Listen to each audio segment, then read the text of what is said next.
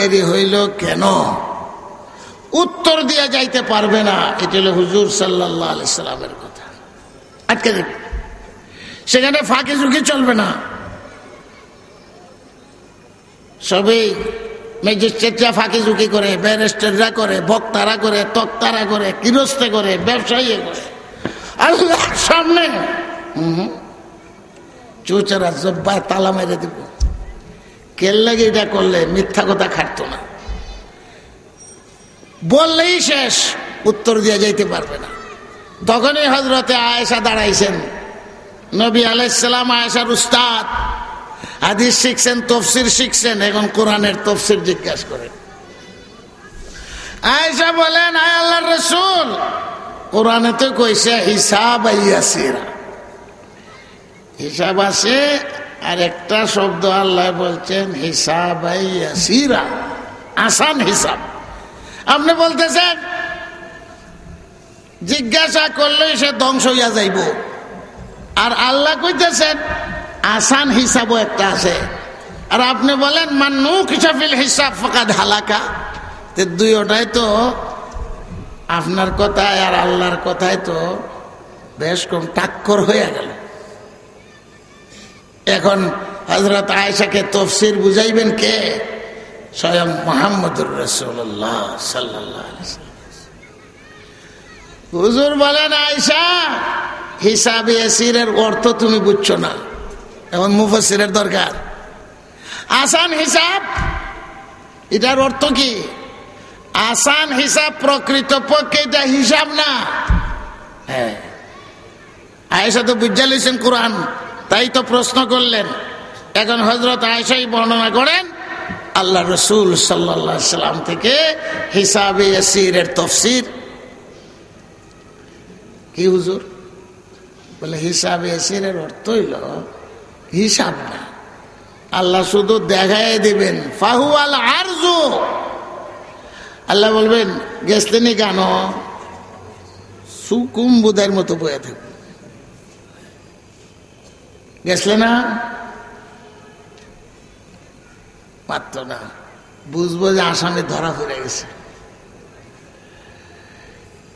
সিনেমাত গেছলে না,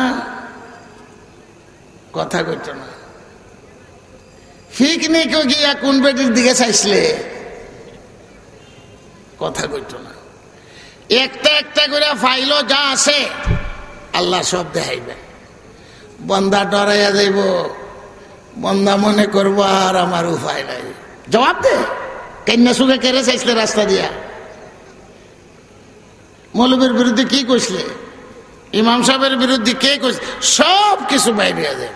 কিন্তু প্রকৃতপক্ষে আল্লাহ তাআলা এই বন্দার কোন একটা আমলের উপরে এত সন্তুষ্ট, আল্লাহর ফয়সালা হয়ে গেছে আগে, ওই এর মাফ করে দিব, বেহেশত দিয়ে দিব, এটা ফয়সালা আল্লাহর মনে মনে আছে।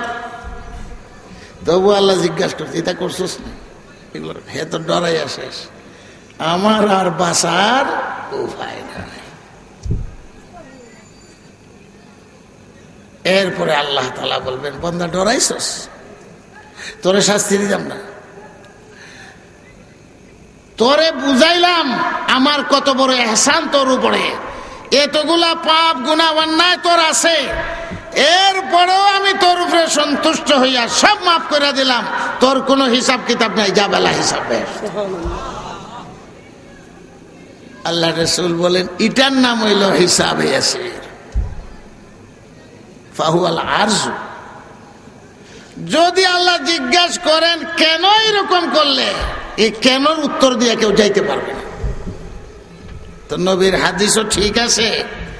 আয়েশার প্রশ্ন বুঝার জন্য উনি অভিধান জানেন, আরবি ভাষা জানেন, কিন্তু হিসাবে ইয়াসির উল্টা বুঝছেন। তো হুজুর বুঝাই দিলেন। এইভাবে হযরত আয়েশা নবীর থেকে তাফসীর শিখছেন। সমস্ত সাহাবায়ে কেরাম যেখানে আটকিয়া গেছেন হযরত আয়েশা তাফসীর বুঝাই দিয়েছেন। কিরকম? কোরআন শরীফে আছে ইন্নাস সাফা ওয়াল মারওয়াতা মিন শাআইরিল্লাহ ফামান হাজ্জাল বাইতা ওয়া ইতামারা ফালা জুনাহা আলাইহি অর্থ হইল সফা মারা দৌড়াদৌড়ি করো, যে আল্লাহর পক্ষ থেকে ইসলামের শায়ের মিন শায়েরিল্লাহ। এখন যদি কেউ হজ করে, উমরা করে, সফা মারা দৌড়তে হবে, দৌড়লে কোনো গুনাহ হইতো না, দৌড়লে গুনাহ হইতো না। তো বোঝা যায় না দৌড়লেও কোনো গুনাহ হইতো না। উমরও বুঝেন এই কথা, মুহাদ্দিস মিনাল্লাহ, অন্য সাহাবারা বলেন এই কথা। বোঝা যায় আল্লাহ কইছে দৌড়লে গুনাহ হইতো না, না দৌড়লেও তো গুনাহ হইতো না। সবাত আইলে কোনো গুনাহ হইতো না, না আইলে এও গুনাহ হইতো না। ইচ্ছা হযরত আয়েশার কাছে ওমর প্রশ্ন করেন, আয়াতের তাফসীর কি? হযরত আয়েশা বলেন, অভিধান পড়ছো আর আরবি ভাষাই পড়ছো শুধু।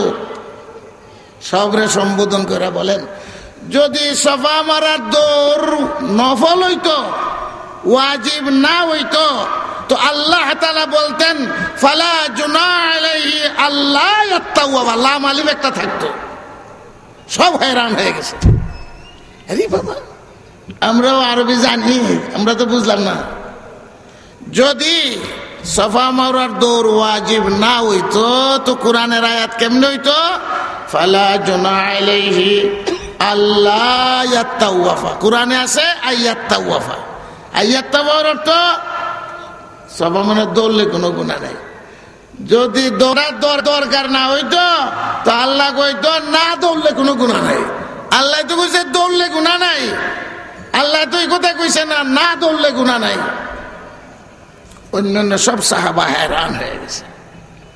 এই জন্য আয়েশা মুফাসসিরে কোরআন। এখন এরপরেও আমাদের বুঝ হয়েছে না, কি বেশ কম হইল? হযরত আয়েশা ব্যাখ্যা দিলেন, আল্লাহ কেন এরকম কইলেন দৌড়লে গুনাহ হইতো না? যেহেতু কিছু সাহাবায়ে কেরাম সফা মারওয়ার মধ্যে ভূত রাখা ছিল, নাইলা এসাফ, এই মূর্তিগুলা দেবতাগুলা খাড়া ছিল আইয়ামে জাহিলিয়তে। আর মক্কা শরীফ থাকতে কোনো সাহাবায়ে কেরামের অধিকার নাই এগুলা সরাইবার, ক্ষমতা তো হুজুরের হাতে নাই। এখন সাহাবারা ইতস্ত করলেন, আমরা যে সফা মারা দৌড়বো ঠিকই, এখানে তো মূর্তি টুর্তি আছে জাহিলদের, এসাফ নাইলা দুই পাহাড়ে দাঁড়াই আছে। তো তারা যেহেতু নিজে নিজে মনে করেন দৌড়লেনি গুনাহ হয়, এই জন্য আল্লাহও কন না গুনাহ হইতো না।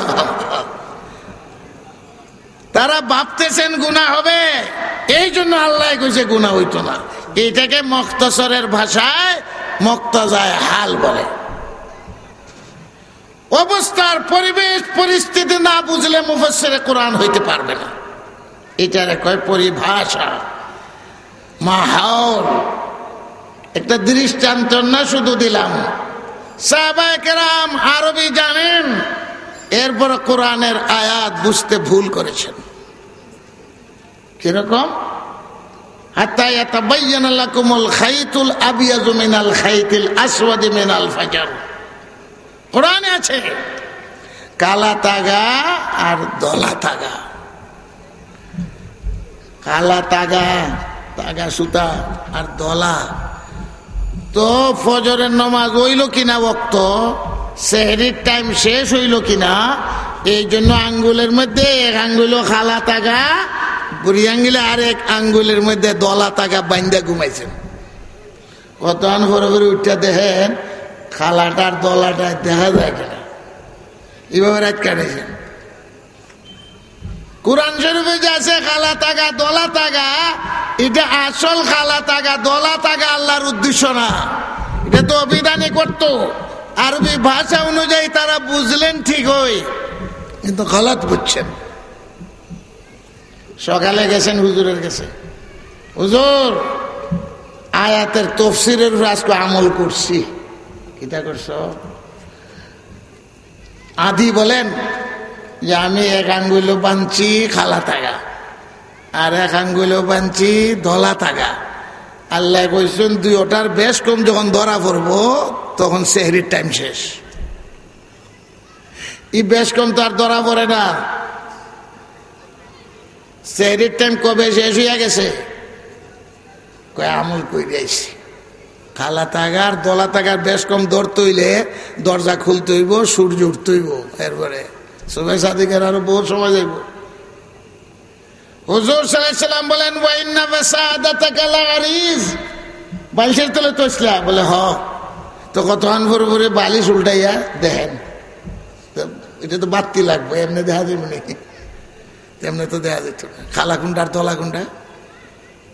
হুজুর সাল্লাল্লাহু আলাইহি সাল্লাম বলেন তুমি তো উল্টা বুঝছো। খেতে আবিয়াজ কোরআনের আয়াত, এটা হইলো শুভে সাদিক, আর খেতে আবিয়াজ এটা হইলো শুভে কাজিব। তুমি মনে করছো সাদা তাগা আর দলা তাগা, বাপরে বাপ, শুভে সাদিক আর শুভে কাজিব তোমার বাইশের তলাইয়া জাগ হয়ে গেছে। কিছু ফুর্তিও করলেন হুজুরে। শুভে সাদিক শুভে কাজিব আমরা ভালো করে দেখতে পারি। বাংলাদেশের মানুষ শীতকাল পূর্ব দিকে শুভে কাজিব কালটি সাদা হয় না, এরপর এটা মিথ্যা, এরপরে সাদা ধরতে থাকে, তখনই বোঝা গেল সেহরির টাইম শেষ, ফজরের নামাজের ওয়াক্ত হয়ে গেছে। এটা দৃষ্টান্ত দিলাম শুধু এই জন্য আল্লাহ তাআলা বলেন কোরআনের ব্যাখ্যার দায়িত্ব হইল আমার। আয় নবী, তুমি তো খালি প্রকাশ করিয়া দিবা। এই জন্য দৃষ্টতা দেখায় যে ব্যক্তি মন গড়া তাফসীর করে। আপনারা অনেকেই চেনেন আমার শরীর বালানা, জান বালানা, কথা কইবার শক্তি নাই, কিন্তু আমরা কইলাম মুদাররিস শিক্ষক, আর নিয়ত মরণ পর্যন্ত হাদিস পড়াইতে পড়াইতে মরে যাব। ওয়াজের ফিল্ডে মরণের কামনা নাই। মরণের কামনা হইল যে ক্লাস করতে করতে নাইলে নমাজের অবস্থায় সজিদা, আর নাইলে হাদিস পড়াইতে পড়াইতে মরে যাব। এটা কইলাম এই জন্য চিল্লাইবার শক্তি নাই।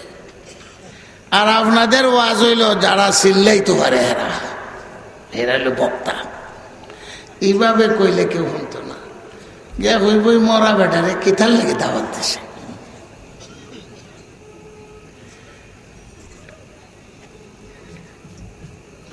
বাইরেস্টারে যখন কোর্টে, সুপ্রিম কোর্ট হোক, হাইকোর্ট হোক, বক্তৃতা দেয়, খালি চিল্লাইয়া বক্তৃতা দেয় না, বুঝাইয়া পয়েন্ট কয়।